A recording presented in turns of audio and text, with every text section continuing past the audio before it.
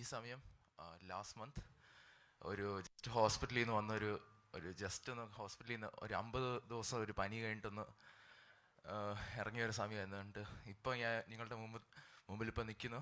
Just നിങ്ങളുടെ പ്രാർത്ഥനയുടെ ഒരു ആൻസറായിട്ട് മാത്രം. നിങ്ങൾ മാത്രമല്ല, കുറേ പള്ളികളുടെ പ്രാർത്ഥന, കുറേ ആൾക്കാരുടെ പ്രാർത്ഥന, എൻ്റെ പപ്പയമ്മയുടെയും പ്രാർത്ഥന, പിന്നെ ഞാൻ തന്നെ വിളിച്ച് ഇറങ്ങിയ പ്രാർത്ഥിച്ച എൻ്റെ ഒരു ഉത്തരവായിട്ട് തന്നെ ഇവിടെ എനിക്ക് നിൽക്കാൻ പറ്റുന്നത്. സാംസ് 103 വേഴ്സസ് 1 and 2 അത് ഈ പറഞ്ഞിട്ടുള്ളത്. എൻ മനിമേ യഹോവയെ വാഴ്ത്തുക, അവൻ്റെ സർവാന്തരവുമേ അവൻ്റെ ഇഷ്ടനാമത്തെ വാഴ്ത്തുക, എൻ മനിമേ യഹോവയെ വാഴ്ത്തുക, അവൻ്റെ ഉപകാരങ്ങളൊന്നും മറക്കരുത്. അപ്പോൾ അത് തന്നെ ചെയ്ത ഉപകാരങ്ങളെന്ന് പറഞ്ഞാൽ ഈ ഒരു പനി ഇത് പുതിയതല്ല. ഒരു 6 വർഷം മുമ്പ് നിങ്ങളൊരു പള്ളിയായിട്ട് തന്നെ എനിക്ക് പ്രാർത്ഥിച്ചിട്ടുണ്ട്. ഇതുപോലത്തെ ഒരു പനി എനിക്ക് വന്നിട്ടുണ്ട്. ഞാൻ ICUലായിരുന്നു. അവിടെ നിന്ന് തന്നെ ഒരു റീസൺ ഇല്ലാത്ത ഫീവർ ഓഫ് അൺനോൺ ഒറിജിൻ എന്നാണ് എന്നെ വിളിക്കുന്നത്. അവിടുന്ന് എന്നെ പുറത്തിറക്കിയ ഒരു ദൈവമായിരുന്നു. 2 മാസങ്ങൾ കഴിഞ്ഞിട്ട് അതെല്ലാം കഴിഞ്ഞിട്ട് ഞാൻ പിന്നീട് വിശ്വാസത്തിൽ നിന്ന് കുറേ മാറിപ്പോയിട്ടുണ്ടായിരുന്നു. എൻ്റെ ഒരു ലെഫ്റ്റ് പൊളിറ്റിക്കൽ ഐഡിയോളജിയിലോട്ട് ഒരു ഏത്തീസ്റ്റായിട്ട് ഞാൻ പോയായിരുന്നു. അതിൽ നിന്ന് തിരിച്ച് പിന്നെ ദൈവം കൊണ്ടുവന്നതാണ്.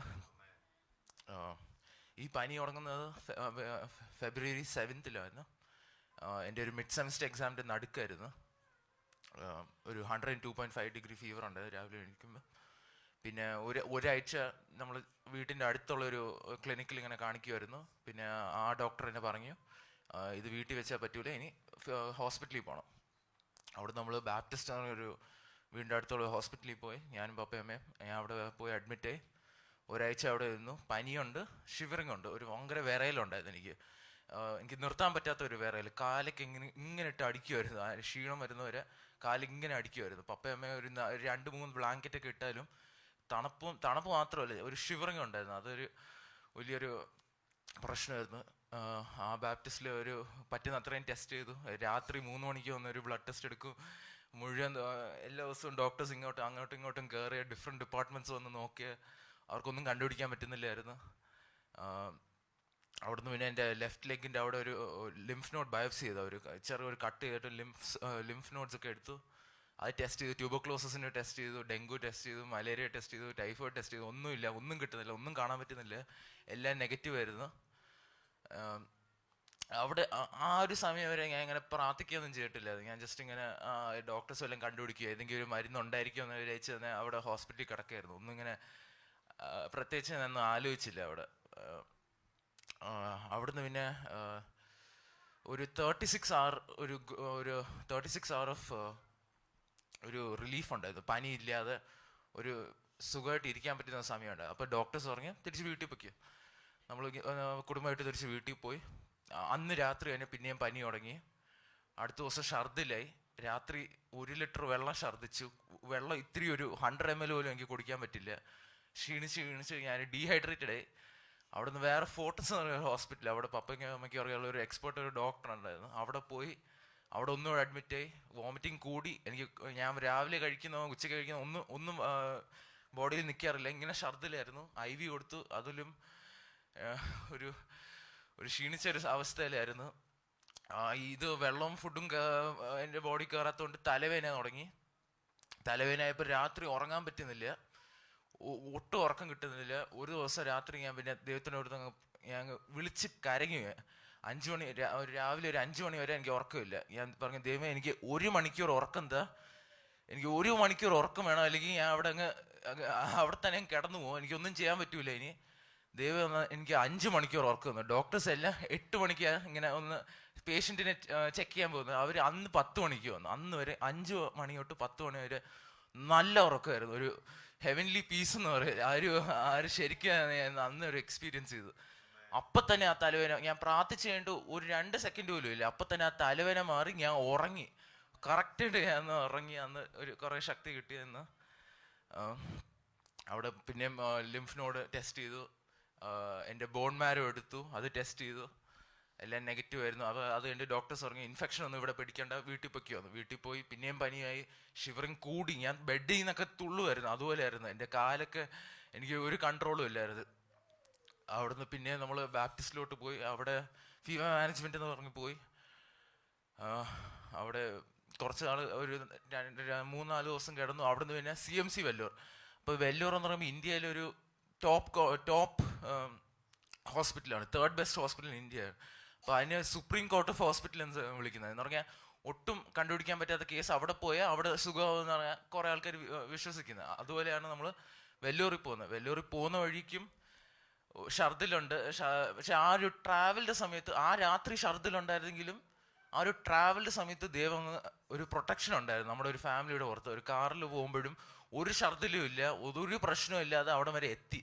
ബാംഗ്ലൂരിൽ നിന്ന് വെല്ലൂരിൽ പോകുമ്പോൾ വെല്ലൂരിലും അത്ര വലിയൊരു ഹോസ്പിറ്റലായതുകൊണ്ട് ചുമ്മാ നമുക്ക് ഒരു ബെഡൊന്നും കിട്ടൂല. അവിടെ ഒരു 8 മണിക്കൂറും 2 ദിവസമൊക്കെ ആൾക്കാർ അവിടെ നിൽക്കാറുണ്ട് ഒരു റൂം കിട്ടാൻ വേണ്ടി. ദൈവം വഴി നടത്തിയെന്ന് പറഞ്ഞാൽ അവിടെ നമുക്ക് ആരെ അറിഞ്ഞൂടെ. ഈ ബാപ്റ്റിസ്റ്റ് ആണെങ്കിൽ നമ്മുടെ കുറേ പള്ളിക്കാരുണ്ട്, ആൾക്കാരുണ്ട്, നമുക്ക് അറിയാനുള്ള ആൾക്കാരുണ്ട്. ഈ വെല്ലൂർ പോയിട്ട് നമ്മൾ 1.5 മണിക്കൂറിൽ ഞാൻ ബെഡിൽ അവർ കയറ്റി കഴിഞ്ഞ ദൈവം വഴികൾ ഇങ്ങനെ തുറക്കായിരുന്നു. ഇങ്ങനെ നേഴ്സസൊക്കെ ഇങ്ങനെ ചോദിക്കായിരുന്നു, ഇവന് ടോക്കൺ ഇല്ല, ഇവന് റെസീറ്റ് ഇല്ല, ഒന്നുമില്ല, ഇവനെ ജസ്റ്റ് ഇങ്ങനെ ബെഡിൽ കയറ്റിയത് ഇങ്ങോട്ടും അങ്ങോട്ടും അവർ സംസാരിക്കായിരുന്നു. എന്നിട്ട് അവിടെയും പിന്നെ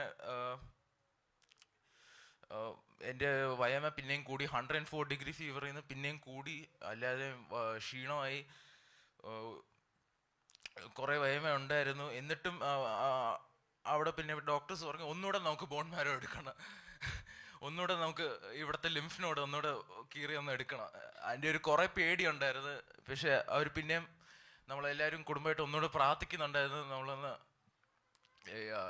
എനിക്ക് ഈ സൂചി പറയുമ്പോൾ വലിയ പേടിയാണ്. എനിക്ക് ലോക്കൽ ഈ സർജറി ഇതുപോലെ മൈനസ് സാധനങ്ങളാണെങ്കിലും എനിക്ക് നല്ല പേടിയുള്ള. അപ്പോൾ ആ ഒരു പേടി ഒന്ന് മാറാൻ വേണ്ടി ഞാൻ കുറേ പ്രാർത്ഥിച്ചു.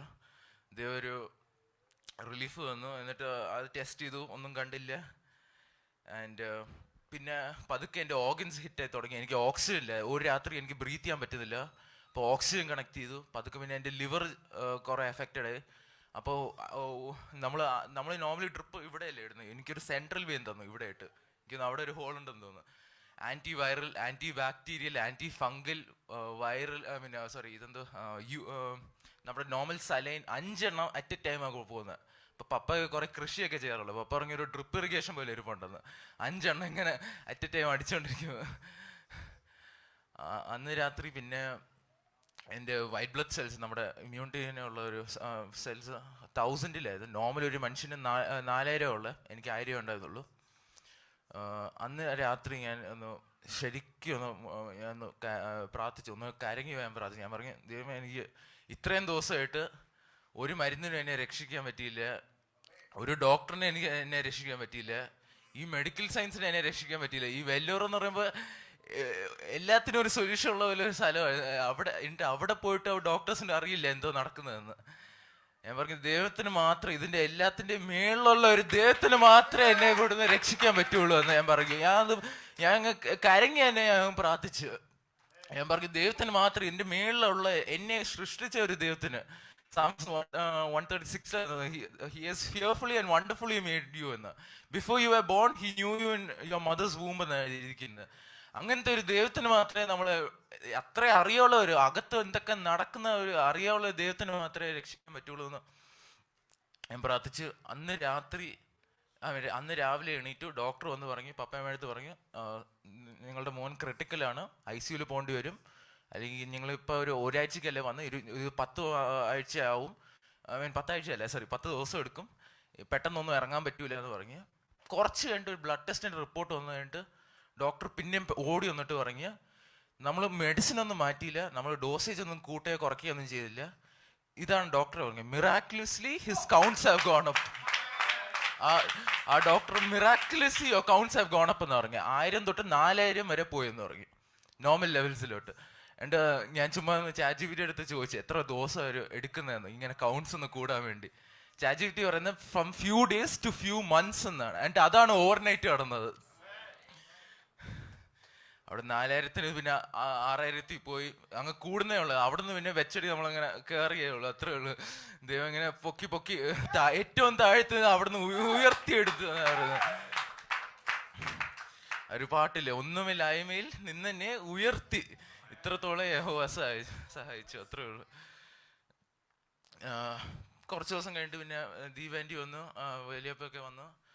വലിയപ്പ പപ്പയുടെ കൂടെ വെല്ലൂറിൽ നിന്ന് വന്ന് നമ്മളെ ഡിസ്ചാർജ് ചെയ്യുന്ന ദിവസം.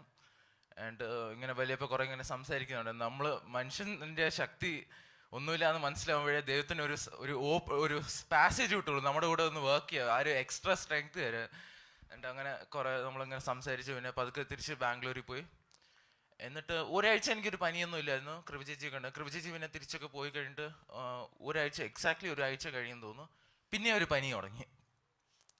ആ ദിവസം എനിക്ക് വലിയ പ്രശ്നമില്ല. രണ്ടാമത്തെ ദിവസം പിന്നെ പനി കൂടി, ടെമ്പറേച്ചറൊക്കെ നല്ല ഹൈ ആയിരുന്നു. മൂന്നാം ദിവസം ഓൾമോസ്റ്റ് തിരിച്ച് പഴയ ഒരു കണ്ടീഷനിലോട്ട് തന്നെ പോയി. ആൻഡ് നാലാം ദിവസം രാവിലെ എനിക്ക് എണീക്കാൻ പോലും പറ്റുന്നില്ല, ഭയങ്കര ക്ഷീണമായിരുന്നു. കഷ്ടിച്ച് അമ്മ എന്നെ ഒന്ന് പൊക്കി എണീറ്റ് ഞാൻ ടോയ്ലറ്റിൽ പോയി. അത് കഴിഞ്ഞിട്ട് പിന്നെ ഒരു ബ്രഷ് എടുക്കാൻ വേറെ റൂമിലായിരുന്നു. അങ്ങോട്ട് നടക്കുമ്പോൾ വലിയപ്പയും പപ്പയും ഹാളിൽ നിന്ന് പ്രാർത്ഥിക്കാമെന്ന് വിളിച്ച് അവിടെ ഇരിക്കുകയായിരുന്നു. അവർ പ്രിപ്പയർ ചെയ്തുകൊണ്ടിരിക്കുകയായിരുന്നു. അപ്പോൾ വലിയപ്പയ്ക്ക് ഒരു വോയിസ് കിട്ടി, അവന് പോയി പ്രാർത്ഥിക്കാനെന്ന്. എന്നിട്ട് വലിയപ്പ പെട്ടെന്ന് വന്ന് എനിക്ക് വേണ്ടി എന്നെ ഒന്ന് പിടിച്ച് എന്നിട്ട് പ്രാർത്ഥിച്ചു തുടങ്ങി. അപ്പോൾ ഞാനും കൂടെ പ്രാർത്ഥിക്കുകയായിരുന്നു. നമ്മളെല്ലാവരും പ്രാർത്ഥിക്കുക, അമ്മയുണ്ട്, ദീപാൻറ്റി ഉണ്ട്, നമ്മളെല്ലാവരും പ്രാർത്ഥിച്ചുകൊണ്ടിരിക്കുകയായിരുന്നു. അപ്പം പതുക്കെ എനിക്ക് എൻ്റെ സംസാരിക്കാൻ പറ്റുന്ന ഒരു കേപ്പബിലിറ്റി പോയി, എനിക്ക് സംസാരിക്കാൻ പറ്റുന്നില്ലായിരുന്നു. എന്നിട്ട് പതുക്കെ ഇങ്ങനെ തുപ്പായിരുന്നു, എന്തോ കാരണം കൊണ്ട് തുപ്പായിരുന്നു. എനിക്ക് മനസ്സിലാവില്ല എന്താ പറ്റുന്നത്, എനിക്ക് എന്തിനാണ് തുപ്പുന്നത്. എന്നിട്ട് തുപ്പി പിന്നെ ഞാൻ തറയെ അങ്ങ് വീണ്. ആൻഡ് അപ്പോഴും പപ്പയ്ക്കും വലിയപ്പയ്ക്കും മനസ്സിലായി ഇതൊരു നോർമലി ഒരു പ്രശ്നമൊന്നുമല്ല, ഇതൊരു സ്പിരിച്വൽ അറ്റാക്ക് ആയിരുന്നെന്ന്. ആൻഡ് 10 മിനിറ്റ് എനിക്ക് ഒരു ശക്തിയില്ല. സഡൻലി എനിക്ക് വലിയൊരു ശക്തി ഉണ്ടായിരുന്നു. എന്നിട്ട് എൻ്റെ നിന്ന് ഒരു വോയിസ് വരുന്നുണ്ടായിരുന്നു, എനിക്ക് വീട്ടിൽ പോകണം, ഞാൻ വീട്ടിൽ പൊക്കിയുള്ളതാമെന്ന്. എന്നിട്ട് ഞാൻ എൻ്റെ വീട്ടിൽ എൻ്റെ ഡൈനിങ് ഹാളിൽ ആ ശബ്ദം ഇങ്ങനെ പറഞ്ഞുകൊണ്ടിരിക്കുക, ഞാൻ വീട്ടിൽ പൊക്കിയുള്ളതാന്ന്. എന്നിട്ട് എനിക്ക് വലിയൊരു ശക്തി വന്നു. എനിക്ക് എങ്ങനെയെങ്കിലും അവിടുന്ന് ഇറങ്ങാൻ വേണ്ടിയിട്ട് ഒരു വലിയ ശക്തി വന്നു. പക്ഷെ വലിയപ്പയും പപ്പ ഇങ്ങനെ പിടിച്ചു വെച്ച് എന്നിട്ട് പ്രാർത്ഥിച്ച് ഇങ്ങനെ പ്രാർത്ഥിക്കുകയായിരുന്നു. എന്നിട്ട് ഒരു 10 മിനിറ്റ് കഴിഞ്ഞിട്ട് ഈ പ്രാർത്ഥിക്കുന്ന ഇടയ്ക്ക് എനിക്കിങ്ങനെ ഈ ശബ്ദം വന്നുകൊണ്ടിരിക്കുക. പക്ഷെ എനിക്ക് കുറച്ച് സമയം എനിക്ക് സംസാരിക്കാൻ പറ്റുന്ന ഒരു ഗ്യാപ്പ് കിട്ടുന്നു. അപ്പം ഞാൻ പറഞ്ഞു, യേശു എനിക്കെങ്ങനെ ഇത് പറ്റാൻ പറ്റും, ഒരു പൊസിഷൻ എങ്ങനെ എനിക്ക് വരുന്നത്, ഞാൻ യേശുവിനെ ട്രസ്റ്റ് ചെയ്ത് ഒന്നുകൂടെ ഒന്ന് തിരിച്ചു വന്നതല്ലേ, എന്നെ എങ്ങനെ ഈ ഒരു പൊസിഷൻ്റെ അടിയിൽ ആവാൻ പറ്റുന്നതെന്ന് പറഞ്ഞാൽ ഞാൻ ഇങ്ങനെ പ്രാർത്ഥിക്കുകയായിരുന്നു, ദൈവമേ എന്നെ ഒന്ന് രക്ഷിക്കണമെന്ന്. എന്നിട്ട് ഒരു 10 മിനിറ്റ് കഴിഞ്ഞിട്ട് അതങ്ങ് വിട്ടുപോയി. എന്തോ സ്പിരിറ്റാണ്, ഡീമൻസ് ആണെങ്കിൽ അവരെല്ലാം വിട്ടുപോയി, അവരങ്ങ് ഇറങ്ങി. ആൻഡ് അത് കഴിഞ്ഞിട്ട് അടുത്ത ദിവസം പനിയായിരുന്നു, രാവിലെ പനിയായിരുന്നു, 100 എന്തോ ഉണ്ടായിരുന്നു. നമ്മളെല്ലാവരും കുടുംബമായിട്ട് പ്രാർത്ഥിച്ച് ഞാൻ ചുമ്മാ ടെമ്പറേച്ചർ നോക്കിയപ്പോൾ 98.7, എല്ലാം നോർമലായിരുന്നു, കഴിഞ്ഞു. അത് കഴിഞ്ഞിട്ട് പിന്നെ അന്ന് തൊട്ട് ഇന്ന് വരെ എനിക്കൊരു പനിയില്ല, ഒരു വയ്യമില്ല. ദൈവം. അപ്പോൾ വലിയപ്പോൾ ഒരു വീഡിയോ ഉണ്ടായിരുന്നു, ഇങ്ങനെ ഹീലിംഗ് സാംസ് എന്ന് പറഞ്ഞൊരു വീഡിയോ ഉണ്ടായിരുന്നു. അപ്പോൾ അത് ഈ ഒരു സാം 107 ഉണ്ടായിരുന്നു. അത് ശരിക്കും എൻ്റെ ഒരു കഥയായിരുന്നു. ആ 100 സാംസ് 107 ഒരിടത്ത് എഴുതിയിട്ടുണ്ട്, മണ്ടൻ ദൈവത്തിന് ഒരു റെബൽ ചെയ്ത് ഓടിപ്പോയാലും അവന് ഒരു കഷ്ടപ്പാടിലാകുമ്പോൾ അവൻ ദൈവത്തിൻ്റെ അടുത്ത് വിളിക്കുന്നുണ്ട്, ദൈവം കേൾക്കുമെന്നാണ് അവൻ എഴുതിക്കുന്നത്. അത് തന്നെ എൻ്റെ ഒരു കഥ. എൻ്റെ ദൈവം പറയാൻ അത് പിന്നെ എഴുതിക്കുന്നത് പറഞ്ഞാൽ ആ മണ്ടൻ തിരിച്ചു വന്നിട്ട് ദൈവത്തിൻ്റെ അവൻ ചെയ്ത ഓരോ ഉപകാരങ്ങളും ഓരോ നന്മകളും ആൾക്കാരുടെ അടുത്ത് പറഞ്ഞ് പാട്ടുപാടി he will rejoice, he will praise എന്ന് അത് എഴുതിക്കുന്നത്. അത് തന്നെ ശരിക്കും എൻ്റെ ഒരു കഥ എന്ന് പറയാൻ വേണ്ടി. എന്നിട്ട് അത്രേ ഉള്ളൂ.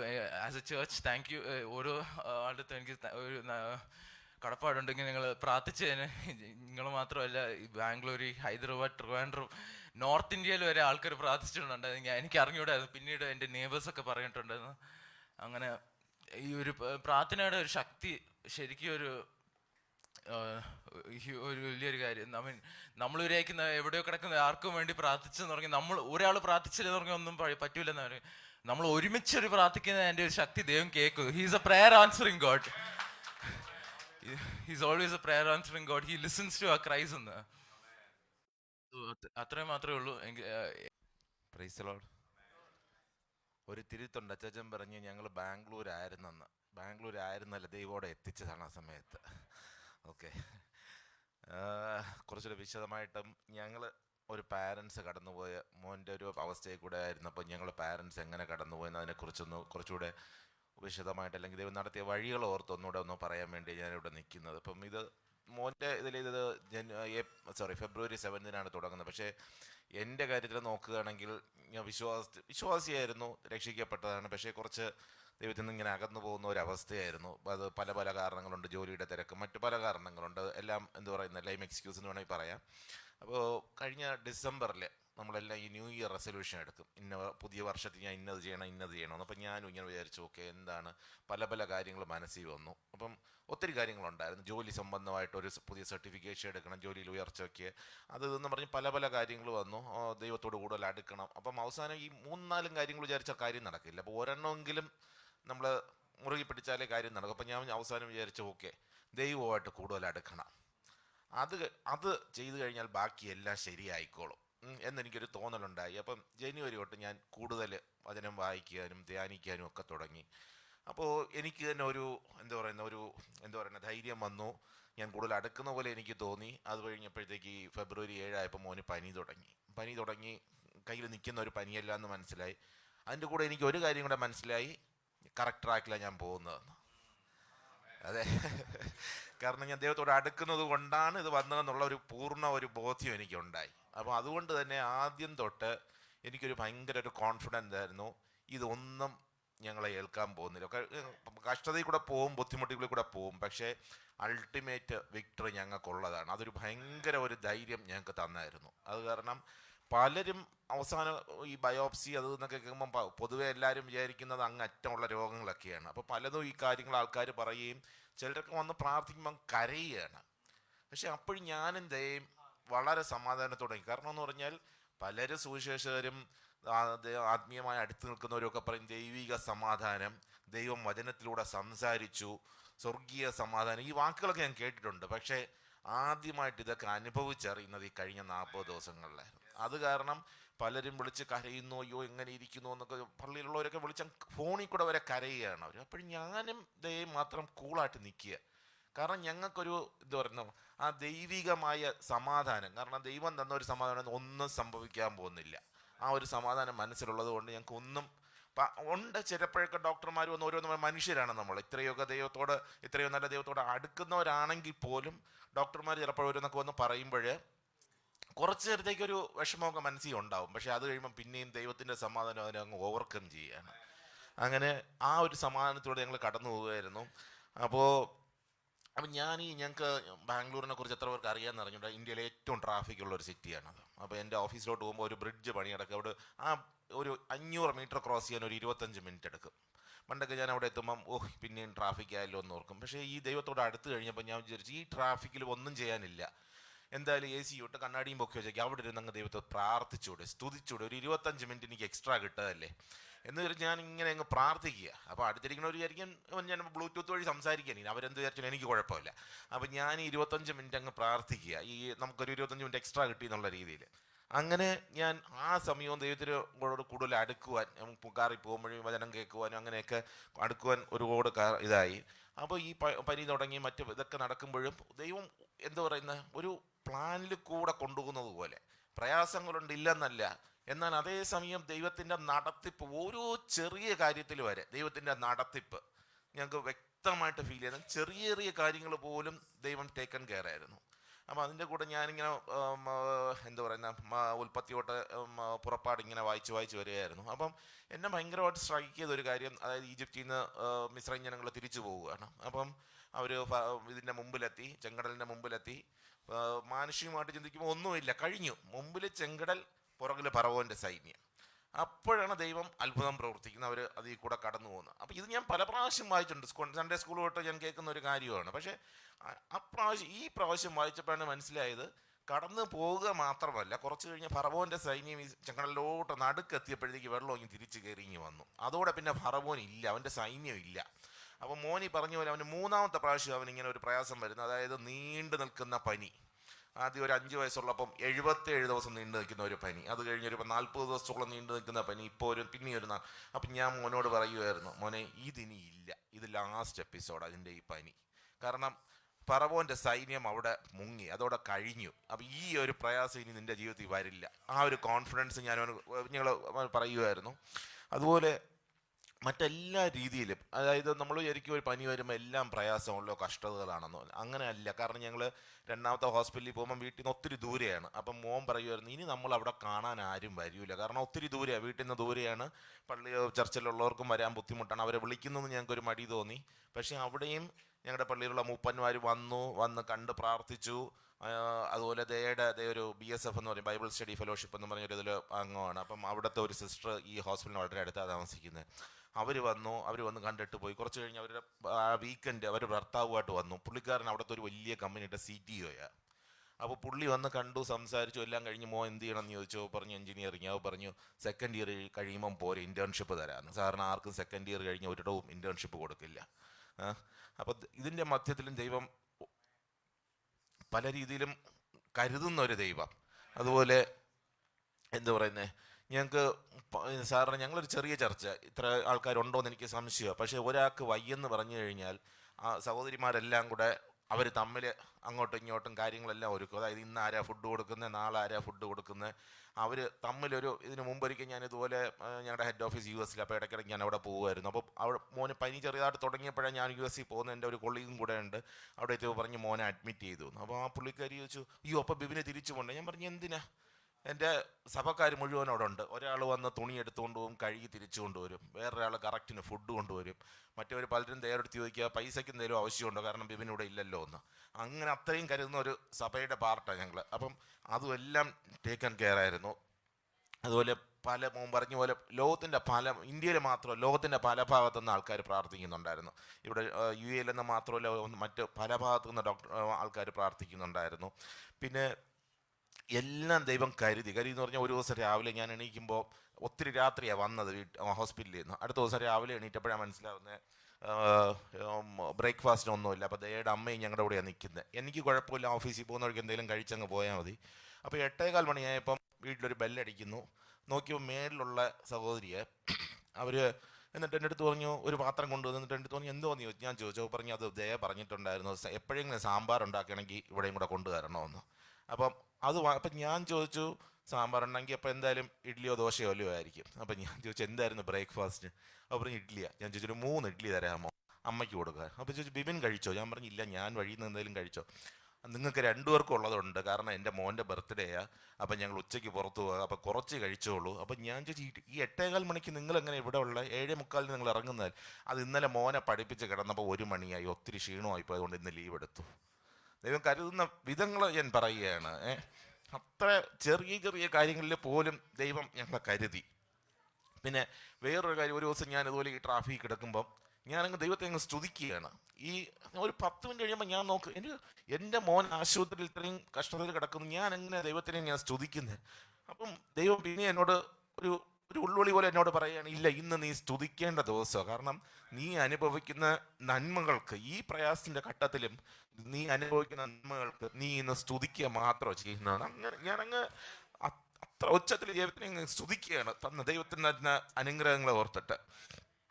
അതുപോലെ എന്താ പറയുന്നത്, പലപ്പോഴും ഞാൻ പ്രാർത്ഥിക്കുമ്പോൾ സന്തോഷം കൊണ്ടാണ് ഞാൻ കരയുമായിരുന്നു, സങ്കടം കൊണ്ടല്ല. അതെൻ്റെ ജീവിതത്തിൽ ഒരിക്കൽ പോലും ഞാൻ അത് എക്സ്പീരിയൻസ് ചെയ്തിട്ടില്ല. കാരണം ഞാൻ ഓർക്കുമ്പോൾ ഈ കഷ്ടതകളുണ്ട്, പക്ഷേ ദൈവം നടത്തുന്ന ഓരോ ചെറിയ ചെറിയ കാര്യങ്ങൾ പോലും ദൈവം എനിക്ക് വേണ്ടി കരുതുന്ന ഓർക്കുമ്പോൾ സന്തോഷം കൊണ്ടാണ് ഞാൻ കൂടുതൽ കരഞ്ഞത്, സങ്കടം കൊണ്ടല്ല. അത്ര അധികമായ ഒരു ദൈവിക നടത്തിപ്പുണ്ടായിരുന്നു അത്. പക്ഷേ എനിക്കൊരു പ്രത്യേകം ഇത് എനിക്ക് പറയണം, കാരണം നമ്മൾ അതിൻ്റെ ഇടയിൽ കൂടെ ഒരു കാര്യം കൂടെ പറയട്ടെ. അപ്പോൾ ഇതിൻ്റെ ഇടയ്ക്ക് ഭയങ്കര മോന് സീരിയസ് ആയിട്ടപ്പോൾ ഞാൻ വിചാരിച്ചു ഒന്ന് ഫാസ്റ്റ് ചെയ്ത് പ്രാർത്ഥിക്കുക.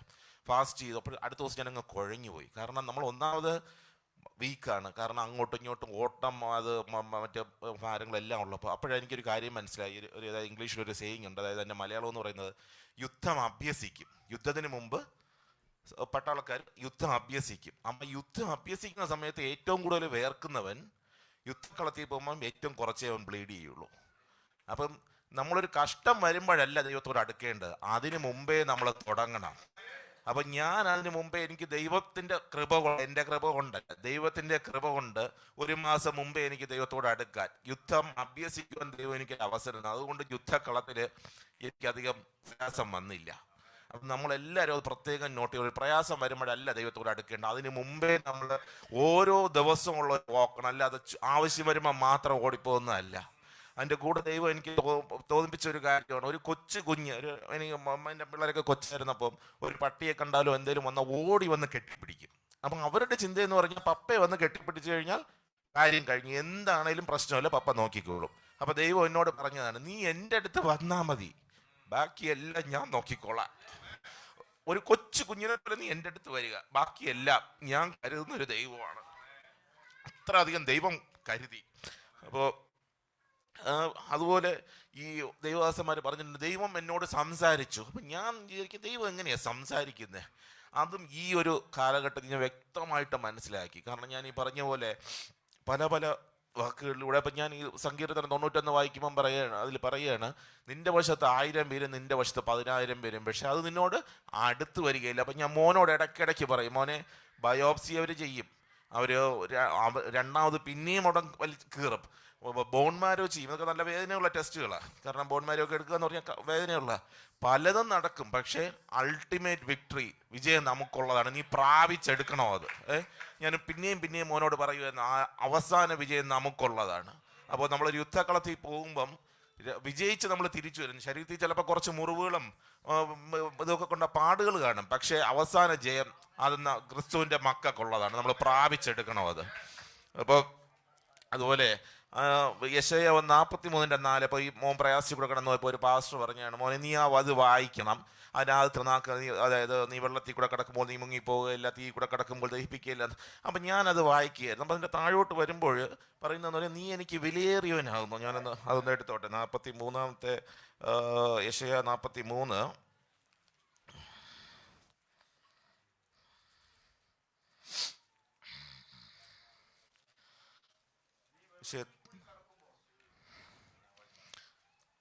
അല്ല, 43:4 അതിവിടെ പറയുന്നതെന്ന് പറഞ്ഞാൽ, നീ എനിക്ക് വിലയേറിയവനും മാന്യനുമായി ഞാൻ നിന്നെ സ്നേഹിച്ചിരിക്കുകയാൽ ഞാൻ നിനക്ക് പകരം മനുഷ്യരെയും നിന്റെ ജീവന് പകരം ജാതികളെയും കൊടുക്കുന്നു. അപ്പോൾ മോൻ ഈ ആദ്യത്തെ പ്രാവശ്യം ഹോസ്പിറ്റലിൽ കിടക്കുമ്പോൾ എൻ്റെ ഒരു പഴയൊരു ക്ലാസ്മേറ്റ് വിളിച്ചു. അവൻ സാറിന് എന്നെ വിളിക്കുന്നവനല്ല. അപ്പോൾ ഇവൻ വിളിച്ചപ്പോൾ ഞാൻ കണ്ടില്ല. അപ്പം മിസ് കോൾ കണ്ടപ്പോഴേ എൻ്റെ മനസ്സിൽ ഇവൻ എന്താ വിളിച്ചത്, എന്തോ കാര്യമുണ്ട്. അപ്പോൾ ഞങ്ങളുടെ വേറൊരു കൂട്ടുകാരൻ, അവൻ ഇച്ചിരി സീരിയസ് ആയിട്ട് കിടക്കുകയായിരുന്നു, ഒത്തിരി കുടിച്ച് ലിവർ സോഴ്സൊക്കെ ആയി, അവൻ എന്തെങ്കിലും പറ്റിയോ. അപ്പോൾ ഞാൻ ഉടനെ അവനെ തിരിച്ചു വിളിച്ചു. അപ്പോൾ പറഞ്ഞിടാ ജ്യോതിഷിൻ്റെ കാര്യം പറഞ്ഞു. ഞാൻ പറഞ്ഞില്ല, അവൻ പോയി കഴിഞ്ഞു എന്ന് പറഞ്ഞു. അപ്പോൾ പെട്ടെന്ന് എനിക്ക് അതിൻ്റെ തലേ ദിവസം ഞാൻ ഈ വേഴ്സാണ് വായിക്കുന്നത്. അത് കഴിഞ്ഞ് ഒരാഴ്ച കഴിഞ്ഞ് എൻ്റെ സ്കൂളിൽ പഠിച്ചൊരു വേറൊരാൾ ഈ 40-30 ദിവസത്തിനിടയ്ക്ക്, 40 ദിവസം പോലും ആയില്ല, അതിനിടയ്ക്ക് എൻ്റെ വേറൊരു കൂട്ടുകാരൻ മരിച്ചു. അപ്പോഴും എനിക്ക് എൻ്റെ മനസ്സിൽ വന്ന വാചകം ഇതാണ്, നിനക്ക് പകരം ഞാൻ മനുഷ്യരെയും വില എടുത്തിരിക്കുന്നു എന്നുള്ളത്. അതുപോലെ ഇതിൽ പുറപ്പാട് 36:3 ദൈവം പറയുന്നുണ്ട്. അപ്പം ഞാൻ ഈ പുറപ്പാട് ഈ സമയത്തൊക്കെ വായിച്ചുകൊണ്ടിരിക്കുന്നു. അപ്പോൾ അത് ഈ പറയുന്ന ചുവപ്പ് നൂല് കൊണ്ട് ഇന്നതുണ്ടാക്കണം, ഈ കർട്ടൻ ഇങ്ങനെ ഉണ്ടാക്കണം, അത് ഇത്ര കൊളുത്ത് വയ്ക്കണം. ഞാനതിങ്ങനെ വായിക്കുമ്പോൾ ഇത് എന്ത് ഈ പറയുന്നത്, ഇതിൽ എന്തുകൊണ്ട് എനിക്ക് മനസ്സിലാക്കാനായിട്ട് ഒന്നുമില്ല. കുറേ കർട്ടൻ എങ്ങനെ ഉണ്ടാക്കണം, കൊളുത്ത് എങ്ങനെ ഇടണം, അതെവിടെ തൂക്കണം, അതെങ്ങനെ ഇരിക്കണം, എത്ര ഡയമെൻഷൻ, ഒന്നുമില്ല. പക്ഷെ ഇങ്ങനെ വായിച്ചു വന്നപ്പോൾ അതിൽ ഒരു ഇത് കണ്ടു. അതായത് പുറപ്പാട് 36:3 അതിൽ പറയുന്നതെന്ന് പറഞ്ഞാൽ,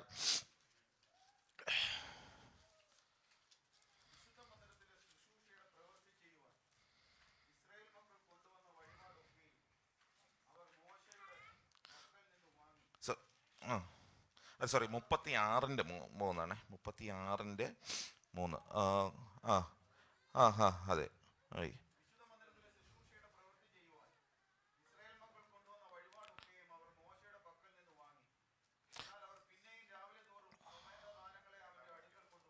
അല്ല സോറി അതിൻ്റെ 2 ഇങ്ങനെ.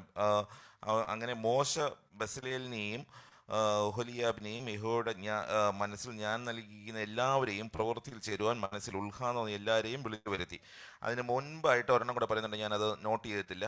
ഇപ്പം മോശയാണ് ഈ ദർശനം മുഴുവൻ കാണുന്നത്, എങ്ങനെ പെട്ടകം ഉണ്ടാക്കണം, എങ്ങനെ കെരൂബുകളെ നിർത്തണം, കാര്യങ്ങൾ. എന്നിട്ട് ദൈവം പറയുന്ന, ഇത് എല്ലാം ചെയ്യാനായിട്ട് ഞാൻ ബൂസിൻ്റെ മകനായ ഒരാളെ ഏൽപ്പിച്ചിട്ടുണ്ട്, അവരെ ഞാൻ ജ്ഞാനാത്മാവ് കൊണ്ട് നിറച്ചിരിക്കുന്നു. അപ്പം ഞാൻ ഇത്രയും ഇങ്ങനെ വായിച്ച് മനസ്സിൽ ഇങ്ങനെ ആലോചിക്കും, ഇത് എന്തോ കെട്ടാനുള്ള ഈ കർട്ടൻ എങ്ങനെ ഉണ്ടാക്കണം. അപ്പോൾ ഇവിടെ എത്തിയപ്പോൾ പെട്ടെന്ന് ജ്ഞാനാത്മാവ് കൊണ്ട് നിറച്ചിരിക്കുന്നു. അപ്പോൾ അതിൻ്റെ അടുത്ത ദിവസം ഞങ്ങൾ CMC വെല്ലൂരോട്ട് പോവുകയാണ്. അപ്പോൾ പെട്ടെന്ന് ഞാനിങ്ങനെ പ്രാർത്ഥിക്കുക. അത് കഴിഞ്ഞ് ഞാൻ പ്രാർത്ഥിക്കുമ്പോൾ എന്തുകൊണ്ട് ഞാൻ പ്രാർത്ഥിക്കുകയാണ്, ദൈവമേ അവിടെ ഞങ്ങൾ പോകുമ്പം ട്രീറ്റ് ചെയ്യുന്ന ഡോക്ടർമാർക്ക് ജ്ഞാനാത്മാവ് കൊണ്ട് നിറയ്ക്കണം. കാരണം എവിടെ പോയാലും ഇവരെല്ലാം മനുഷ്യരാണ് അവസാനം. കാരണം അവർക്ക് ജ്ഞാനമില്ലെങ്കിൽ ഏത് രീതിയിൽ ട്രീറ്റ് ചെയ്യണമെന്ന് മനസ്സിലാവും. അപ്പം ഞാൻ ദൈവത്തോട് പറയുന്നത്, ദൈവമേ ചിന്തിക്കാത്ത വഴികളിലൂടെ അവർ ചിന്തിക്കണം, അങ്ങനെ ജ്ഞാനാത്മാവ് കൊണ്ട് അവരെ നിറയ്ക്കണം എന്ന് പറഞ്ഞാണ് ഞങ്ങളവിടെ പോകുന്നത്. അവിടെ പോയി 2-ാമത്തെ ദിവസം അവർ ചോദിച്ചു, ഇതിനു മുമ്പ് എവിടെയാണ് ബയോപ്സി, ഇത് കട്ട് ചെയ്തത് ഇവിടെയാണ്. എന്നിട്ട് മോനോട് ചോദിക്കുക, അവിടെ വേദന വല്ലതും ഉണ്ടോ? അപ്പോൾ പറഞ്ഞു, ഇല്ല, ദിവസം വേദന കുറഞ്ഞു വരിക. അപ്പം നമ്മൾ മാനസികമായിട്ട് എന്തോ ചിന്തിക്കുന്നത്, ആ മുറിവ് പുറത്ത് വരികയാണ്. ഇവിടെ ഒരു 7 സ്റ്റിച്ചോളം ഉണ്ട്. ഇത് രാത്രി 10 മണിയോളം ആയപ്പോഴേ ഈ ഒരു ഡോക്ടർ വരുന്നത്. എന്നിട്ട് അവർ പറഞ്ഞു, ഇല്ല, എനിക്ക് അവിടെ ഒന്ന് സ്കാൻ ചെയ്യണം. അപ്പം ഞാൻ ഈ മോനെ എന്നിട്ട് സ്കാനിങ്ങിന് കൊണ്ടുപോകും. അപ്പം ഞാൻ ദൈവോട് പറയുക, എന്തിനാ അവിടെ ഇപ്പം സ്കാൻ ചെയ്യേണ്ട? മോൻ തന്നെ പറയുക വേദന കുറഞ്ഞു വരിക. പിന്നെ വിചാരിക്കുക ഇതൊരു CMC വലിയൊരു മിഷൻ ആശുപത്രിയാണ്, അവർ വെറുതെ പൈസയ്ക്ക് വേണ്ടി ഇത് ചെയ്യില്ല, അവരുടെ ഇഷ്ടം, അവർ പറഞ്ഞല്ലേ ചെയ്യട്ടെന്ന് പറഞ്ഞു. അൾട്രാസൗണ്ട് ചെയ്തിട്ട് അവർ പറയാം അതിനകത്തൊരു 30 തൊട്ട് 40 ml ഫ്ലൂയിഡ് അല്ലെങ്കിൽ പസ് കളക്ഷൻ ഉണ്ട്. അടുത്ത ദിവസം രാവിലെ തന്നെ ഇതിൽ തിയേറ്ററിൽ കയറ്റി അവിടെ കീറിയപ്പോൾ, അതായത് ഒരിക്കൽ കീറി തുന്നലിട്ടതാണ്, അവിടെ പിന്നെയും കീറി അതിനകത്തുനിന്നൊരു 30-40 ml ഫ്ലൂയിഡ് പുറത്ത്, പസ്സില്ലായിരുന്നു, ഫ്ലൂയിഡ് പുറത്തെടുത്തു. അപ്പം ഞാൻ ചിന്തിക്കുക, ദൈവം, അതായത് മാനുഷികമായിട്ട് ചിന്തിക്കുമ്പം പേഷ്യൻ്റ് പറയണം അവന് ഒരു വേദനയും ഇല്ല, ദിവസം വേദന കുറഞ്ഞു വരികയാണെന്ന്. ആ ഡോക്ടറുടെ മനസ്സിൽ ദൈവം തോന്നിച്ചു അവിടെ അൾട്രാസൗണ്ട് ചെയ്ത് നോക്കണമെന്ന്. അങ്ങനെ ദൈവം അത്ഭുതകരമായ ഒരു ചെറിയ കാര്യത്തിൽ പോലും. പിന്നെ ഞങ്ങൾ മറ്റൊരു ഹോസ്പിറ്റലായിരുന്നു. ഞാൻ ഭാഗം എവിടെയെന്ന് പറയുന്നില്ല, അവിടെ അതിൻ്റെ മുമ്പിൽ കൂടെ എനിക്ക് പോകണ്ട. അവിടെ കാണുമ്പോൾ എനിക്കൊരു വല്ലായ്മയാണ്. അന്ന് വൈകിട്ട് അത് ഗ്രൗണ്ടില്ല, -1 ഫ്ലോറിലാണ്. അപ്പം എന്ന് ഞാൻ അതാ പ്രസ് ചെയ്യുന്നത്, തിരിച്ച് വീട്ടിൽ പോകാനായിട്ട് പ്രസ് ചെയ്യുക, അതാ ഞാൻ പ്രസ് ചെയ്ത്, പക്ഷേ എൻ്റെ കൈ പ്രസ്സായി വേറൊരു ഫ്ലോറിലാണ്, അതായത് ഗ്രൗണ്ട് ഫ്ലോറിലാണ്. അപ്പം അതിന് മുമ്പായിട്ട് ഞാൻ അന്ന് രാവിലെ വായിച്ച വാക്യം എന്ന് പറയുന്നത്, ഈജിപ്തിൽ നിന്ന് ഇറങ്ങുമ്പം ദൈവം പറയുക, ഫെലിസ്ത്യരുടെ ദേശത്തൂടെ പോകുന്നതാണ് എളുപ്പം, പക്ഷേ ദൈവം അവരെ മാറ്റി വേറൊരു വഴി കൂടെ വിട്ടു. കാരണം അവരിവിടെ എത്തിയാൽ ചിലപ്പോൾ പേടിക്കുമെന്ന് കണ്ടിട്ട് ദൈവം അവനെ മാറ്റി വേറൊരു വഴിയായിട്ട് വിട്ടു. അപ്പം ഞാൻ വിചാരിക്കുന്നത്, ദൈവമേ ഇത്രയും ചെറിയ കാര്യത്തിന് പോലും നീ എനിക്ക് വേണ്ടി കരുതുന്നോ? ഞാൻ എന്തുണ്ട്, ചെറിയൊരു കാര്യമോ, പക്ഷെ ദൈവം അതുപോലും ദൈവം കരുതുന്ന ഒരു ദൈവമായിരുന്നു. അത് കഴിഞ്ഞ് ഈ പ്രൈവറ്റ് ഹോസ്പിറ്റലാണ് മറ്റേത് ഫോർട്ടിസ് എന്ന് പറയുന്നത്. അവരെന്ന് പറഞ്ഞാൽ ഒരു മനുഷ്യത്വം ഇല്ലാത്തവർ, പൈസയ്ക്ക് വേണ്ടി മാത്രം ചെയ്യുന്നവർ. അപ്പോൾ അവിടെ വന്നിട്ട് ഒരു ഡോക്ടർ വന്നിട്ട്, ഇത് ചിലപ്പോൾ ട്രാൻസ്പ്ലാന്റ് ഒക്കെ ചെയ്യേണ്ടി വരും, മോൻ്റെ മുമ്പിൽ വെച്ചായി പറയുന്നത്. അപ്പോൾ ഞങ്ങളൊന്നും അറിഞ്ഞ പോലെ കാണിച്ചില്ല, എന്നിട്ട് പുറത്തിറങ്ങിയിട്ട് വെച്ച് എന്തോ ഈ പറയുന്നത്. അപ്പോൾ അത് ബോൺ മാരോ ചിലപ്പോൾ ട്രാൻസ്പ്ലാന്റ് ചെയ്യേണ്ടി വരും എന്ന് പറഞ്ഞാൽ വലിയൊരു ചികിത്സയാണ്. അപ്പോൾ ഞങ്ങൾക്ക് കേട്ടപ്പം ഈ പറഞ്ഞ പോലെ മനുഷ്യരാണ്, കുറച്ച് നേരം നമുക്കൊരു വിഷമമൊക്കെ തോന്നും. എന്നിട്ട് ഞങ്ങൾ അത് കഴിഞ്ഞ് ഒരു 2 മണിയോളമായി, കഴിച്ചിട്ടില്ല. ക്യാൻറ്റീനിൽ പോയി കഴിക്കാൻ തോന്നുന്നില്ല, കാരണം ഈ കേട്ടത് വെച്ചിട്ട് കഴിക്കും. പക്ഷേ നമുക്ക് ഓടാൻ ആരോഗ്യം വേണ്ടേ, അപ്പനും അമ്മയ്ക്കും ആരോഗ്യമില്ലാതെ മോനെ നോക്കാനൊക്കെ ഇല്ലല്ലോ. എന്നിട്ട് ഞാൻ ഓർഡർ ചെയ്തു. നല്ല ശക്തിയുള്ള എന്തെങ്കിലും വേണമല്ലോ, കാരണം അങ്ങോട്ടും ഇങ്ങോട്ടും ഒരു 23 കിലോമീറ്ററോളം ഉണ്ട്, 2 മണിക്കൂറോളം ഡ്രൈവ് ചെയ്യണം. ഞാൻ നല്ല കാര്യമായിട്ട് തന്നെ ഫുഡ് ഓർഡർ ചെയ്തു. എടുത്തപ്പോൾ ഒരു വലിയ കൂമ്പാരം. ഒന്നാമത് വിശപ്പില്ല, അതിൽ കൂടെ ഈ കേട്ടത് കാരണം കഴിക്കാൻ തോന്നുന്നില്ല. അപ്പം ഞാൻ ഇങ്ങനെ ദൈവമേ ഇത് ഞാൻ എങ്ങനെ കഴിക്കും? കാരണം ഒന്നാമത് ഞാനൊരു പോർ ഈറ്ററാണ്, അത് കഴിക്കുന്ന ഒരാളല്ല.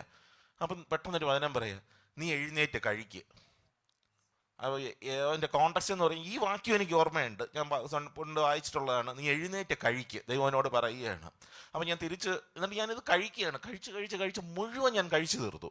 തിരിച്ച് ഞാനപ്പം റൂമിൽ പോയിട്ട് ആ കോണ്ടക്സ്റ്റ് എവിടെയാണെന്ന് ഗൂഗിളിൽ സെർച്ച് ചെയ്തു. അപ്പം പറയുകയാണ് എലീശ പ്രവാചകനോടൊന്ന് ഓടിപ്പോവുകയാണ്. അപ്പോൾ ഒരു മരത്തിൻ്റെ മൂട്ടിക്ക് കിടക്കുക. അപ്പം ദൂതൻ തട്ടി എണീപ്പിച്ചിട്ട് പറയുക, നീ എടുത്ത് കഴിച്ചിട്ട് പിന്നെയും കിടന്നു, പിന്നെയും തട്ടി എണീപ്പിച്ചിട്ട് നീ എടുത്ത് കഴിക്കുക. അപ്പം കനലിൽ ചുട്ട ഇതും അതൊക്കെ ഇരിപ്പുണ്ട്. എന്നിട്ട് പിന്നെ എഴുതിക്കുന്നത് അവൻ അതും കഴിച്ചുകൊണ്ട് 40 ദിവസം നടന്നു എന്നാണ് പറയുന്നത്. അപ്പോൾ ഈ അസുഖം എല്ലാം കഴിഞ്ഞ ശേഷം ഞാനിരുന്ന് കൗണ്ട് ചെയ്ത് നോക്കുകയായിരുന്നു. ഫെബ്രുവരി 7 തൊട്ട് മാർച്ച് 18-ാം തീയതി കൃത്യം 40 ദിവസം ദൈവം നടത്തിയ വിധങ്ങൾ ഞാൻ പിന്നെയും പറയുകയാണ്. അതിൽ കൂടെ എനിക്കൊരു മെഷീൻ ഉപയോഗിക്കണം രാത്രി ഉറങ്ങുമ്പോൾ. കാരണം ഇടയ്ക്ക് തന്നെ ഉറങ്ങുമ്പോൾ ശ്വാസം നേരെ എടുക്കില്ല ഇടയ്ക്ക്. അപ്പോൾ അത് കാരണം ബ്രെയിന് അഫക്റ്റ് ചെയ്തുകൊണ്ട് ഞാനൊരു മെഷീൻ വെക്കണം. അതായത് ഒരു നേസൽ മാസ്കും വെച്ചിട്ട് ഒരു മെഷീൻ ഇങ്ങനെ എയർ പമ്പ് ചെയ്തുകൊണ്ടിരിക്കും. അത് എത്രയോ വർഷമായി ഡോക്ടർമാർ ഉപയോഗിക്കണമെന്ന് ഞാനിങ്ങനെ അങ്ങ് മടിച്ചങ്ങ് കൊണ്ടുപോയി ജനുവരി തൊട്ട് ഉപയോഗിച്ച് തുടങ്ങി. അപ്പോൾ ഈ CMC വെല്ലൂരിൽ ഒരാളെ റൂമിൽ കൂടെ നിർത്തുള്ളൂ. അപ്പോൾ ആദ്യത്തെ ദിവസം അവർ വിചാരിച്ചു വന്ന ദിവസമല്ലേ എന്ന് വിചാരിച്ചു, ഒരു ദിവസം ഞങ്ങളെ സമ്മതിച്ചു. അടുത്ത ദിവസം അവർ പറഞ്ഞു ഇത് പറ്റില്ല, ഒരാൾ പുറത്ത് കിടക്കണമെന്ന്. അപ്പോൾ മോന് അമ്മയാണ് കൂടെ നിൽക്കുന്നത്, കംഫർട്ടബിൾ. ഞാൻ ആ ഡിപ്പാർട്ട്മെൻറ്റ് പുറത്ത് ഈ മെഷീനും വെച്ച് കിടക്കുക. അപ്പോൾ ഈ നേഴ്സുമാരും ഡോക്ടർമാരും ഇത് കണ്ടപ്പോൾ അവർക്ക് സഹതാപം. അടുത്ത ദിവസം അവർ പറയുക, അതിന് മുമ്പ് ഞങ്ങൾ വേറൊരു ഡിപ്പാർട്ട്മെൻറ്റ് ഹെഡിനെ കൊണ്ട് പറയിപ്പിച്ച് നോക്കി, അപ്പനെയും കൂടെ കിടത്താൻ അവിടെ സമ്മതിക്കുമെന്ന്. അവർ പറഞ്ഞില്ല, പറ്റില്ല, ഈ ഡിപ്പാർട്ട്മെൻറ്റ് അങ്ങനെ ഹെമറ്റോളജി എന്ന് പറയുന്ന ഡിപ്പാർട്ട്മെൻറ്റ് ഞങ്ങൾ വളരെ കെയർഫുള്ളാണ്, വേറെ ആൾക്കാർ ഇൻഫെക്ഷൻ വരാതിരിക്കാൻ വേണ്ടി ഞങ്ങൾ ഒരാളെ സമ്മതിക്കുകയുള്ളൂ. പക്ഷേ അവിടെയും ദൈവം കരുതി. ഈ മെഷീൻ കണ്ടോണ്ട് ഇതും വെച്ചോണ്ട് ഞാൻ തന്നെ കിടന്ന് ഉറങ്ങുക കണ്ടോണ്ട് അവർക്ക് സങ്കടം തന്നിട്ട് അവർ പറഞ്ഞു സാറ് റൂമിനകത്ത് കിടന്നോളാൻ. അതായത് ഒരു ഡിപ്പാർട്ട്മെൻറ്റ് ഹെഡ് വിചാരിച്ചിട്ട് നടക്കാത്ത കാര്യം ദൈവം അവരുടെ ഹൃദയത്തിൽ പ്രവർത്തിച്ചപ്പോൾ ഞാൻ അങ്ങനെ എല്ലാ ദിവസവും ഞങ്ങൾ 2 രൂപ മുറിക്കാത്ത കിടക്കുമായിരുന്നു. പിന്നെ എനിക്ക് ഭയങ്കര ജോലി തിരക്കുള്ള ഒരു മനുഷ്യനാണ്. കാരണം ഞാൻ US റീജിയനും ഏഷ്യ പസഫിക് റീജിയനും ഒക്കെ ഹാൻഡിൽ ചെയ്യുന്നത്. അപ്പോൾ രാത്രി എന്നും കോളുകളുണ്ട്. പക്ഷേ ഈ ഇത്രയും ദിവസങ്ങളിൽ പല ദിവസവും എനിക്ക് ജോലി വളരെ കുറവായിരുന്നു. 4.5 ദിവസം മാത്രമേ ഞാൻ ലീവ് എടുത്തുള്ളൂ. ബാക്കി ദിവസം ഞാൻ ഹോസ്പിറ്റലിൽ ഇരുന്ന് എനിക്ക് വർക്ക് ചെയ്യാൻ ദൈവം അവിടെ എനിക്ക് വേണ്ടി കരുതി. ഓക്കെ. അതുപോലെ ഫിനാൻസിൻ്റെ കാര്യം ഇത്രയും 4 ഹോസ്പിറ്റലിൽ, അത് ബാംഗ്ലൂരുള്ള സിറ്റിയിൽ നല്ലൊരു തുക ചിലവായി. അതും 3 ഹോസ്പിറ്റലുകളിലും 3 അഡ്മിഷനിലും ക്യാഷ്ലെസ് ഇല്ല. നമ്മൾ ആദ്യം ക്യാഷ് കൊടുക്കണം, പിന്നെ റീംബേഴ്സ് ചെയ്തെടുക്കണം.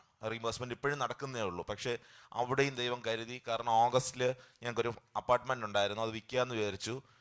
ഞങ്ങൾക്കൊരു വാടകക്കാരുണ്ടായിരുന്നു, അവരോട് മാത്രമേ പറഞ്ഞുള്ളൂ ഇങ്ങനെ ഞങ്ങൾക്ക് വിൽക്കാൻ പ്ലാൻ എന്നുണ്ട്. 2 ദിവസം കഴിഞ്ഞപ്പോൾ ഒരാൾ വിളിക്കുക, അതായത് അവരുടെ ഭാര്യ താഴെ കളിക്കാൻ പോയപ്പം അവിടെ നിന്ന് സ്ത്രീകളോട് പറഞ്ഞ് ഇങ്ങനെ അവർ വിൽക്കാൻ പോവുകയാണെന്ന്. അത് കേട്ടുകൊണ്ട് ഒരു സ്ത്രീ വീട്ടിൽ പോയി പറഞ്ഞ് അവരുടെ ഭർത്താവ് എന്നെ വിളിക്കുന്നു, താല്പര്യമുണ്ടെന്ന് പറയുന്നു. ഞങ്ങളൊരിടത്ത് വെച്ച് മീറ്റ് ചെയ്യുന്നു. 1 മാസത്തിനകത്ത് ആ കച്ചവടം നടന്നു. ഞാൻ എവിടെയും അഡ്വർട്ടൈസ് ചെയ്തില്ല, ഒരു ഏജന്റിനെയും കണ്ടില്ല. അവിടെ വിറ്റതിൽ ഏറ്റവും കൂടിയ വിലയ്ക്ക് ഞങ്ങളുടെ ഫ്ലാറ്റ് വിറ്റു 1 മാസത്തിനും കൊണ്ട്. അപ്പോൾ ആ പൈസ മുഴുവൻ ഞങ്ങളുടെ കയ്യിലുണ്ടായിരുന്നു. അതുകൊണ്ട് ദൈവം ഫിനാൻസിനെ കുറിച്ച്, സാമ്പത്തികത്തെ കുറിച്ച് ഒന്നും ഞങ്ങൾക്ക് വിലക്കിൽപ്പെടേണ്ടി വന്നില്ല.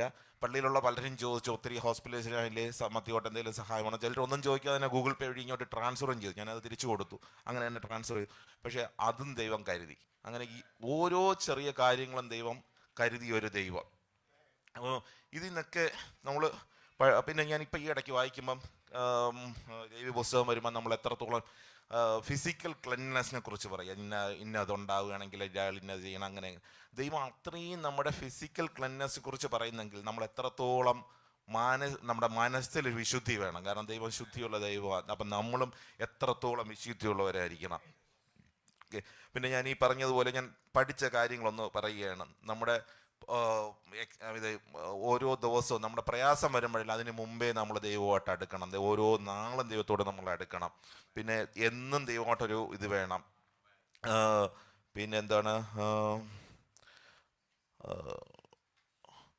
അതെ, അതുപോലെ ഈ ഒരു അവസ്ഥ കഴിഞ്ഞപ്പോൾ ദൈവം എന്നെ പഠിപ്പിച്ച ചില കാര്യങ്ങളാണ്.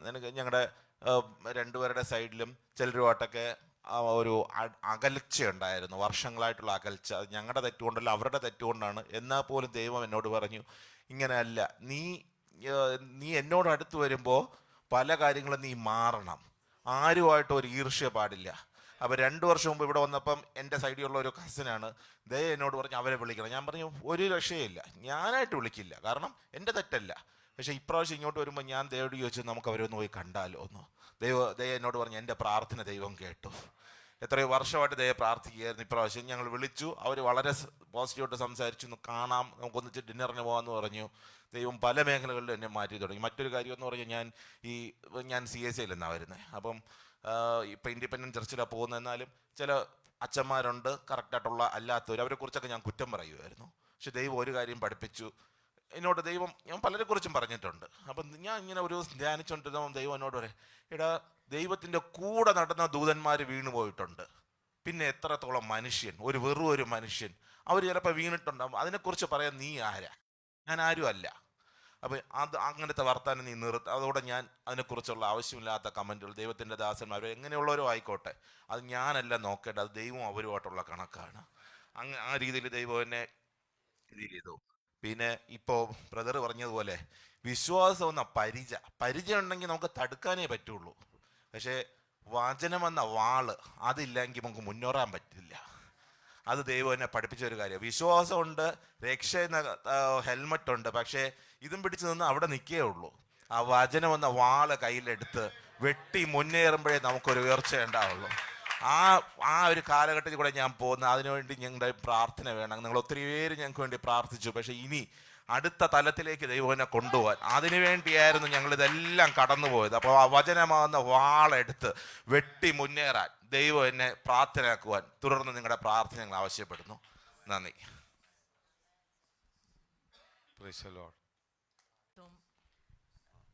അർപ്പിക്കുന്നു. ഞങ്ങൾ ഈ കഴിഞ്ഞ് പോയ നാളുകളെക്കുറിച്ച് എനിക്ക് ഒരു മദർ എന്ന നിലയിൽ, ഒരു അമ്മ എന്ന നിലയിൽ എല്ലാവരോടും പറയാനുള്ളൊരു കാര്യം, നമ്മൾ ഏതൊരു സമയത്തും കർത്താവ് നമ്മളോട് എന്തു പറയുന്നോ അതനുസരിക്കാനൊരു മനസ്സ് നമുക്കുണ്ടാവണം. ഫെബ്രുവരി 7 മോന് പനി തുടങ്ങുമ്പം ദൈവം എന്നെ നയിച്ച പാസേജ് 2 Chronicles chapter 20 ആണ്. 2 ദിനവൃത്താന്തം 20 അധ്യായം. അപ്പം ഞാൻ അതും അതിൻ്റെ പുറകിലും മുമ്പിലുമായിട്ടുള്ള എല്ലാ ചാപ്റ്റേഴ്സും ഇങ്ങനെ വായിക്കുമായിരുന്നു. നമുക്കറിയാം, കിങ് ജഹോഷഫത്തിന് ഒന്നിനും കുറവില്ലായിരുന്നു. ഏറ്റവും നല്ല മിലിറ്ററി ക്ലൗട്ടുള്ള ഒരു കിങ്ങാണ്. പക്ഷേ ആ സൈന്യം അടുത്ത് വരുമ്പോൾ ആ രാജാവ് കർത്താവിൻ്റെ മുമ്പിൽ ചെന്ന് പറയുന്നത്, ദൈവമേ എന്ത് ചെയ്യണമെന്ന് എനിക്കറിയത്തില്ല, but my eyes R on you. അതിന് അവിടെ അത് താഴോട്ട് നമ്മൾ വായിക്കുമ്പോൾ നമ്മൾ കാണുന്നു, അവിടെ ദൈവത്തിൻ്റെ ദൂത് വരുന്നത്, ഈ യുദ്ധം you just go and take your position, എന്നിട്ട് be still and see the salvation of God എന്ന്. താഴോട്ട് നമ്മൾ നോക്കുമ്പോഴാണ് ആ ലീവൈറ്റ്സ് അവിടെ നിന്ന് അവരെപ്പോൾ ദൈവത്തെ സ്തുതിക്കാൻ തുടങ്ങിയോ അന്നേരം ദൈവം ആംബുഷ് അയച്ച് ആ വോർ അങ്ങ് വിൻ ചെയ്യുക. അവർക്കൊന്നും ചെയ്യണ്ടായിരുന്നു. അത് തന്നെയായിരുന്നു എൻ്റെയും അനുഭവം. ഒരു അമ്മ എന്ന നിലയിൽ ഞാൻ എല്ലാവരോടും പറയുവാണ്, നമുക്ക് നമ്മുടെ കുഞ്ഞുങ്ങൾ when you see them on the altar ഉണ്ടല്ലോ, നമ്മുടെ ഹൃദയമാണ് കീറിപ്പോന്നെ, മനസ്സും കണ്ണും ഒന്നും അല്ല. അവരുടെ ഓരോ കരച്ചിൽ നമ്മൾ കേൾക്കുമ്പോൾ, മോൻ്റെ ബോൺ മാരോ ചെയ്യുമ്പോൾ ഞങ്ങളെ പുറത്ത് നിൽക്കാൻ പറഞ്ഞു നമ്മളോട്. ഓരോ 4 പീസ് ബോൺ മാരോ എടുത്തു. ഓരോ പീസ് എടുക്കുമ്പോഴും അവന് വളരെ കരയുവാണ്. ആ കരച്ചിൽ നമ്മുടെ മനസ്സിലല്ല, നമ്മുടെ ഹൃദയം അങ്ങ് റിപ്പ് ചെയ്യും.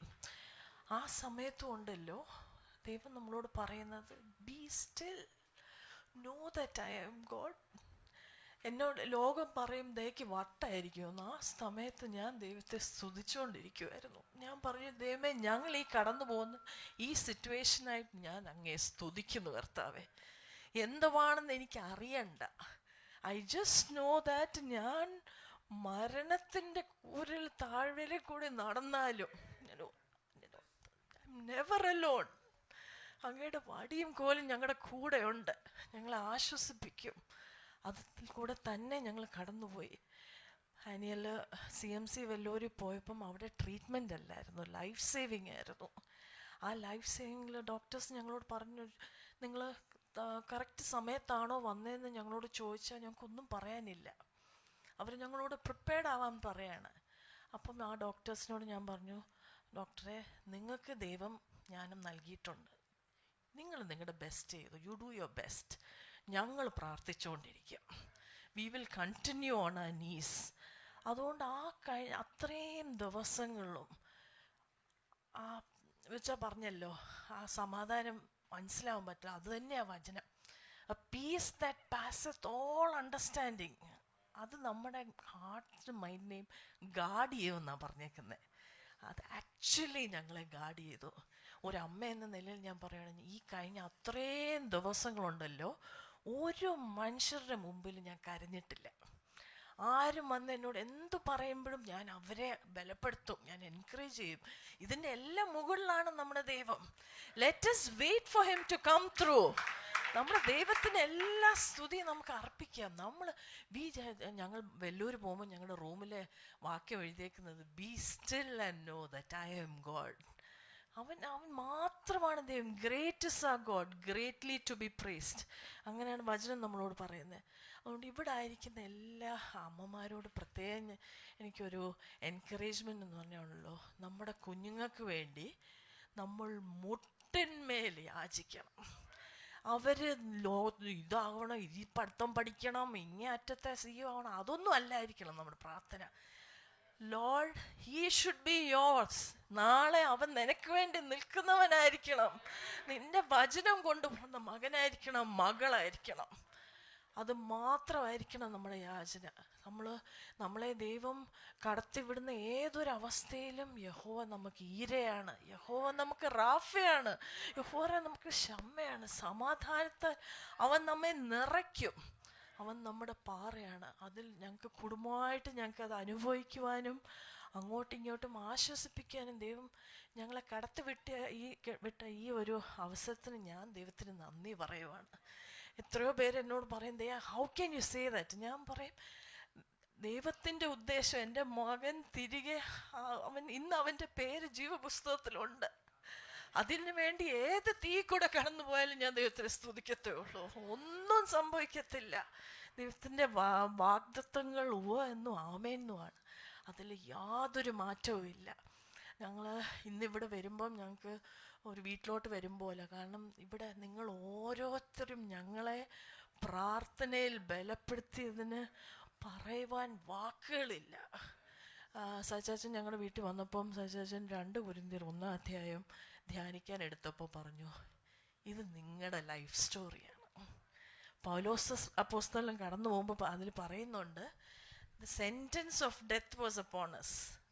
ആ സമയത്തും ഞങ്ങളെ ബലപ്പെടുത്തിയത് നിങ്ങളുടെ പ്രാർത്ഥനയാണ്, ഇത് അനേകരുടെ പ്രാർത്ഥനയാണ് അവിടെ എടുത്തു പറയുന്നുണ്ട്. എന്നിട്ട് പറയുന്നുണ്ട്, മുമ്പ് വിടുവിച്ച ദൈവം ഇന്ന് വിടുവിക്കുന്ന ദൈവം നാളെയും വിടുവിക്കുന്ന ദൈവം. He will deliver U, he will. നമുക്ക് ഒന്നിനെയും കുറിച്ചും ഒരു സംശയമില്ല എന്ന് വീണ്ടും വീണ്ടും ദൈവം നമ്മളോട് പറയുന്നൊരു അവസരമായിരുന്നു. ഞാൻ പറഞ്ഞല്ലോ ആ ഹെബല ട്രാഫിക്കിലിരുന്ന് ദൈവത്തെ സ്തുതിക്കുന്ന സമയത്ത് ഞാൻ ബാപ്റ്റിസ്റ്റ് ഹോസ്പിറ്റലിലിരുന്ന് മൗനമായിട്ട് ദൈവത്തെ അങ്ങ് സ്തുതിക്കുക. ദൈവമേ, the world will tell me എനിക്ക് വട്ടാണെന്ന്, പക്ഷേ ക്രിസ്തീയ ജീവിതം എന്ന് പറയുന്നത് ഒരു സൂപ്പർ നാച്ചുറൽ അനുഭവങ്ങളുടെ ജീവിതമാണ്. We don't operate on simple things. നമ്മൾ ഹോളി സ്പിരിറ്റിൻ്റെ പവറിലാണ് നമ്മളെല്ലാം ഓപ്പറേറ്റ് ചെയ്യുന്നത്. അങ്ങനെ വേണം നമ്മൾ നിൽക്കുകയും ചെയ്യേണ്ടത്. ദൈവം ഞങ്ങൾക്ക് കരുതിയ വിധങ്ങൾക്ക് എത്ര പറഞ്ഞാലും മതിയാവത്തില്ല, അത്രത്തോളം ദൈവം നടത്തി. മോനെ ഓരോ ദിവസം കഴിഞ്ഞ് അവൻ സിങ്ക് ചെയ്തുകൊണ്ടിരുന്നപ്പോഴും എന്നോട് പലരും വിളിച്ചു ചോദിക്കും, ഈ ലെവൽ എത്രയാ, ആ ബ്ലഡ് ടെസ്റ്റിന് ഇത് എത്ര? ഞാൻ പറഞ്ഞു, ഒന്നും എനിക്കറിയത്തില്ല, എനിക്കറിയണ്ട. പിന്നീട് ഞങ്ങൾ അവിടെ നിന്ന് ഡിസ്ചാർജ് ചെയ്യുന്ന സമയത്ത് ഡോക്ടേഴ്സ്, ഞങ്ങൾ ഒരു ഡിപ്പാർട്ട്മെൻറ്റ് ഹെഡെന്ന് ഞങ്ങൾ പറഞ്ഞ ആ ഡോക്ടർ വിളിച്ചിട്ട് പറഞ്ഞു, I was very heavy at heart. ആനിയലിനെ കുറിച്ച് ഓർക്കുമ്പോൾ എന്ത് പറ്റും അടുത്ത നിമിഷമെന്ന് ഞങ്ങൾ ഓർത്തുകൊണ്ടിരുന്നു. ഒരു ബ്ലഡിൽ നമുക്കൊക്കെ വേണ്ട ഒരു ലെവലുണ്ട്, അത് 0.12 ആ ലെവലൊക്കെയാണ്. അത് 2 കഴിഞ്ഞാൽ അതിൻ്റെ അർത്ഥം സെപ്സിസ് എന്ന് പറയുമ്പം പോയിസൺ അങ്ങ് കയറുക ബ്ലഡ് സ്ട്രീമിൽ. അങ്ങനെ തുടങ്ങിക്കഴിഞ്ഞാൽ പിന്നെ ഓരോ ഓർഗനായിട്ട് ഫെയിൽ ചെയ്യും. മൾട്ടി ഓർഗൻ ഫെയിലിയറാണ് മെഡിക്കൽ സയൻസ് അനുസരിച്ച്. ആ 2 ഉണ്ടായിരുന്ന സ്ഥലത്ത് മോൻ്റേത് 15 അവിടെ നിന്ന് ആ തീയിൽ നിന്ന് കോരിയെടുക്കാൻ ഒന്നും അവന് പറ്റാൻ, അവൻ പുറത്ത് വരുമ്പോൾ അവൻ്റെ ദേഹത്ത് this not even the smell of smoke, അതുപോലെ ദൈവം അവനെ വിടുവിച്ച് കോരിയെടുത്തോണമെന്ന്. അതുകൊണ്ട് നമ്മൾ മെഡിക്കൽ സയൻസിന് നമ്മളെ അവർ ചെയ്യണം എല്ലാം നല്ല ഞാൻ പറയുന്നത്, പക്ഷേ അബവ് ഓൾ ദാറ്റ് ദൈവത്തിൻ്റെ വലിയ കരവും ശക്തിയുണ്ടെന്ന് നമ്മൾ എപ്പോഴും ഓർക്കണം. അമ്മമാരായിരിക്കും നമ്മളിങ്ങനെ ഈ സമയത്ത് തകർന്ന് കരഞ്ഞ് നിലവിളിക്കാതെ നമ്മുടെ കണ്ണുനീര് കുപ്പയിൽ സൂക്ഷിക്കുന്ന ആ ദൈവത്തിന് മുമ്പാകെ പോയി കരഞ്ഞ് പ്രാർത്ഥിക്കണം. ആരും കാണുകയല്ല, ഒളിച്ചത്. എനിക്ക് ഹോസ്പിറ്റൽസിൽ എൻ്റെ ഏറ്റവും ഫേവററ്റ് സ്ഥലം അവിടുത്തെ ബാത്റൂമായിരുന്നു.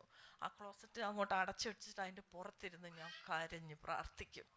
ഇറങ്ങി വരുമ്പം പോലെ ചിരിച്ച് നടക്കുന്ന വേറൊരാളില്ല. ബിക്കോസ് നമ്മുടെ ശക്തി നമ്മുടെ അല്ല, നമ്മൾ എന്തുള്ളൂ. കർത്താവെ, അവിടുന്ന് ഞങ്ങളെ നോക്കാൻ ഞാൻ എന്തുള്ളൂ എന്ന് ദാവീദ് പറയും പോലെ ആ സമയങ്ങളിൽ ദൈവം ബലപ്പെടുത്തിയതിന് എത്ര നന്ദി പറഞ്ഞാലും മതിയാവില്ല. ഇന്ന് സഭയുടെ മുമ്പാകെ ഞാൻ സാക്ഷ്യം പറയുമ്പോഴും ദൈവത്തിന് സ്തോത്രം ചെയ്യുന്ന ഒരു കാര്യം ഇതാണ്, എല്ലാവരോടും എൻ്റെ യാചന ഇതാണ്, എപ്പോഴും be available for God to work in you. ഒരിക്കലും നോ പറയരുത്. ഒരിക്കലും നമ്മുടേതായിട്ടുള്ള ഹ്യൂമൻ ബുദ്ധിയിൽ ചിന്തിക്കരുത്. ദൈവം അതുകൊണ്ട് തന്നെയാണ് ഒരു ബ്ലഡ് വാല്യൂ എന്നെ അറിയിക്കാഞ്ഞത്. ദൈവം കാണിച്ചില്ല, ഞാൻ അറിഞ്ഞില്ല, എനിക്ക് അറിയണ്ടായിരുന്നു. അറിഞ്ഞിരുന്നെങ്കിൽ അങ്ങനെ ഞാൻ കാൽക്കുലേറ്റ് ചെയ്ത് തുടങ്ങിയേനെ. അതേസമയം ദൈവത്തിൻ്റെ നമ്മൾ പൂർണ്ണമായിട്ട് ആശ്രയിക്കുമ്പോൾ നമുക്ക് വേറൊന്നിനെയും കുറിച്ച് പിന്നെ ചിന്തിക്കാനില്ല. നമുക്ക് ആ സമാധാനത്തിൽ നമ്മൾ ഓരോ ദിവസവും നമ്മുടെ കുഞ്ഞിനെ എൻകറേജ് ചെയ്ത് അവനെ കൂടുതൽ കൂടുതൽ ഈ നല്ലവനായ കർത്താവിനെ കാണിച്ചു കൊടുക്കാൻ മാതാപിതാക്കളായ നമുക്ക് കഴിയും. ഞാൻ എൻ്റെ വാക്കുകൾ അവസാനിക്കുന്ന ഈ സമയത്ത് ഞാൻ എന്നെ ഒരുപാട് എൻകറേജ് ചെയ്ത ഒരു പാട്ട് ഞാൻ ഒന്ന് പാടാൻ ആഗ്രഹിക്കുന്നു. അതിലെ ഓരോ വാക്കുകളും ഞങ്ങൾ കടന്നുപോയ അനുഭവം തന്നെയാണ്. നമുക്ക് ഈ ലോകത്തിൽ കഷ്ടമുണ്ട്, പക്ഷെ വചനം പറയുന്നത് be of good cheer, I have overcome the world. എന്നിലുള്ളവൻ ഈ ലോകത്തിലുള്ളവനെക്കാട്ടിലും ഗ്രേറ്റർ ആണ്. So don't worry about anything. അതുകൊണ്ട് എന്തെല്ലാം സാഹചര്യത്തിൽ നമ്മൾ പോയാലും അതിനെ എല്ലാം നന്മയാക്കി മാറ്റുന്ന ഒരു ദൈവം നമുക്കുണ്ട്. ആ പാട്ടിൻ്റെ വരികൾ ഇങ്ങനെ പോന്നു. നമ്മൾ കണ്ണടച്ച് നമ്മൾ ദൈവത്തെ സ്തുതിക്കുമ്പോൾ ഇതൊരു പ്രാർത്ഥനയായിട്ട് നമുക്ക് എല്ലാവർക്കും പാടാം. നന്മയല്ലാതൊന്നും ചെയ്തിട്ടില്ലല്ലോ, നന്മ മാത്രമേ ഇനി ചെയ്യുകയുള്ളല്ലോ. നന്മയല്ലാതൊന്നും ചെയ്തിട്ടില്ലല്ലോ, നന്മ മാത്രമേ ഇനി ചെയ്യുകയുള്ളല്ലോ. തിന്മയ്ക്കായൊന്നും ഭാവിച്ചില്ലല്ലോ, നന്മയ്ക്കായി കൂടി വ്യാപരിച്ചല്ലോ. തിന്മയ്ക്കായൊന്നും ഭാവിച്ചില്ലല്ലോ, നന്മയ്ക്കായി കൂടി വ്യാപരിച്ചല്ലോ. ഉന്നതൻ നീ, അത്യുന്നതൻ നീ, അങ്ങേ പോലൊരു ദൈവമില്ല.